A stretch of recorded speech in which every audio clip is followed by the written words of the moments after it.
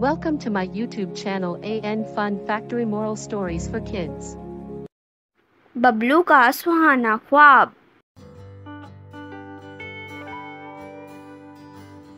एक दफ़ा का जिक्र है कि बहुत दूर समुद्र के किनारे एक जंगल आबाद था। उस जंगल में एक पांडा फैमिली भी रहती थी। उस पांडा फैमिली में एक सबसे छोटा बेबी पांडा था जो बाकी बेबी पांडा बच्चों से शरारती था, जिसका नाम बबलू था। बबलू बहुत ही प्यारा बेबी पांडा था। बबलू सारे दिन बाकी बच्चों के साथ खूब खेल रहा था और जब खेल खेल कर बबलू थक गया तो बबलू ने सोचा क्यों ना मैं थोड़ी देर सो जाऊं, अभी कुछ थकावट हो रही है। मैं ऐसा ही करता हूँ, थोड़ी देर सो जाता हूँ और फिर जब सोकर उठूंगा तो मैं फिर समुद्र में कुछ देर स्विमिंग करूँगा। ऐसा सोचते ही बबलू एक नारियल के दरख्त के नीचे सो जाता है और अभी बबलू को कुछ ही देर हुई थी सोए हुए तो अचानक बबलू के सर पे एक नारियल गिरता है और बबलू के सर में जोर से लगता है, जिस वजह से बबलू अचानक उठ जाता है और इधर उधर देखता है, मगर बबलू को कोई भी नजर नहीं आता। और कुछ देर सोचने के बाद अचानक बबलू को ख्याल आता है कि आसमान गिर रहा है। आसमान ने मेरे सर पर मारकर मुझे बताया है ताकि मैं जंगल में मौजूद सारे जानवरों को बचा सकूं। बबलू को बिल्कुल भी अंदाजा नहीं होता कि जब बबलू सो रहा था उसके सर पर एक नारियल आकर गिरा था। बबलू को तो यही लग रहा था कि आसमान ने उसे मारकर उठाया है ताकि वो सारे जानवरों को बचा सके, क्योंकि बबलू अभी बहुत ही छोटा और मासूम था।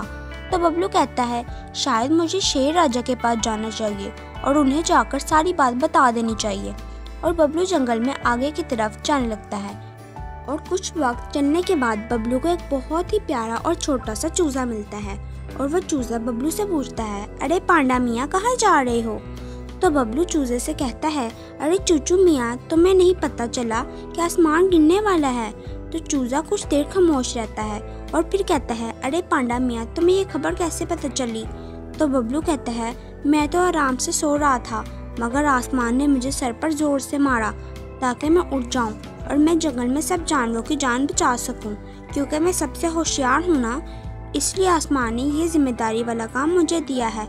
चलो ठीक है, अब मैंने तुम्हें भी बता दिया है, अब मुझे फ़ौरन शेर राजा के पास जाना है ताकि मैं शेर राजा को सारी बात बता सकूं। और शेर राजा तो इस जंगल के राजा जी हैं और वो सारे जानवरों को बचा लेंगे। तो बबलू की बातें सुनकर चूचू मियाँ भी कहते हैं, चलो मैं भी तुम्हारे साथ चलता हूँ, मेरा भी तो फ़र्ज़ बनता है सब जानवरों की जान बचाने का। तो बबलू अकेला नहीं था बल्कि चूज़ा भी बबलू के साथ जा रहा था और दोनों शेर की तलाश में जंगल में आगे की तरफ जाने लगे। और चलते चलते थोड़ी दूर तक पहुँचे तो उन्हें रास्ते में एक बिल्ली का बच्चा मिलता है और उन दोनों से पूछता है, अरे तुम दोनों इतनी जल्दी जल्दी में कहाँ जा रहे हो? तो पांडा अपनी सारी कहानी बिल्ली के बच्चे को बता देता है और कहता है, अरे मुम्मू मियाँ मेरा फ़र्ज़ बनता है कि मैं जंगल के सारे जानवरों की जान बचा सकूं, इसलिए तो आसमान ने इतनी बड़ी जिम्मेदारी मुझे दी है। इसलिए मैं और चूचू मियाँ शेर राजा की तलाश में जा रहे हैं ताकि हम सारी बात शेर राजा को बता सकें और शेर राजा हम सब जानवरों को बचा लें। तो बिल्ली का बच्चा कहता है, अरे जानवरों की जान बचाने का मेरा भी फ़र्ज़ बनता है, मैं भी तुम दोनों के साथ चलता हूँ। और अब वो तीनों शेर राजा की तलाश में निकल पड़ते हैं जंगल में आगे की तरफ। और कुछ दूर चलने के बाद उन तीनों को रास्ते में एक बकरी का बच्चा मिलता है और वो इन तीनों से पूछता है, अरे तुम तीनों ऐसे कहाँ भागे जा रहे हो? तो पांडा और उसके साथी यानी बिल्ली का बच्चा और चूजा तीनों से पांडा की सारी कहानी बता देते हैं और कहते हैं, हम जंगल के सारे जानवरों की जान बचाने जा रहे हैं। तो बकरी का बच्चा कहता है, अरे अगर ऐसी बात है तो मेरा भी फ़र्ज़ बनता है कि मैं अपने जंगल के जानवरों की जान बचा सकूं। ये तो अच्छी बात है कि तुम तीनों मुझे मिल गए हो और मैं भी तुम्हारे साथ चलता हूँ शेर राजा की तलाश में ताकि हम अपना प्यारा जंगल बचा सकें। तो पांडा कहता है, हाँ हाँ चलो तुम भी हमारी इस आर्मी के साथ ही बन जाओ, चलो चलो जल्दी चलो शेर राजा को ढूंढे। तो अब पांडा आर्मी 4 हो चुके थे और चारों जल्दी जल्दी में शेर की तलाश कर रहे थे कि उन चारों को दूर से एक लोमड़ी देखती है और कहती है कि ये छोटे छोटे बच्चे कहाँ जा रहे हैं इतनी जल्दी जल्दी में। तो लोमड़ी बच्चों के पास आती है और बच्चों से पूछती है, अरे तुम चारों कहाँ जा रहे हो? तो बकरी का बच्चा पांडा की सारी कहानी लोमड़ी को बता देता है और जब कहता है कि हम शेर राजा की तलाश में जा रहे हैं, लोमड़ी बहुत खुश होती है और दिल ही दिल में सोचती है, अरे ये शिकार तो खुद ब खुद मेरे पास मरने के लिए आ गए हैं।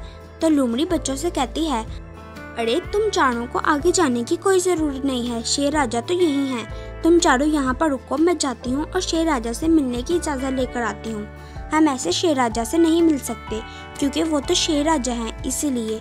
तो बच्चे कहते हैं हाँ तो ठीक है, आप जाओ और शेर राजा से जल्दी से इजाज़त लेकर आओ।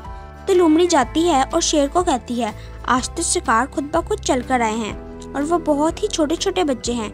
मैं इन बच्चों को अपनी मीठी मीठी बातों में फंसाकर इन बच्चों को यहाँ लाती हूँ। तो शेर कहता है हाँ तो ठीक है, तुम जाओ और बच्चों को यहाँ लेकर आओ। तो लोमड़ी कहती है मैं लेकर आती हूँ, मगर इसमें मेरा क्या फ़ायदा है। तो शेर कहता है अरे तुम फिक्र क्यों करती हो, तुम इन बच्चों को लेकर तो आओ, हम दोनों मिलकर पार्टी करेंगे। तो लोमड़ी बहुत खुश होती है और फौरन जाती है और बच्चों से कहती है चलो बच्चों, मैंने शेर राजा से इजाज़त ले ली है, अब तुम चारों आ जाओ मेरे पास।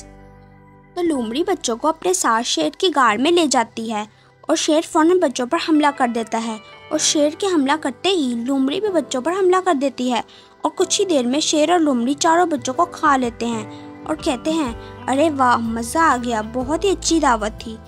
तो देखा बच्चे किसी अनजान पर भरोसा करने का क्या नतीजा होता है। अगर बच्चे अपने माँ बाप को बताते और माँ बाप बच्चों को अच्छी तरह से समझाते और उन्हें किसी भी अनजान पर भरोसा करने से मना करते तो आज वो चारों बच्चे जिंदा होते।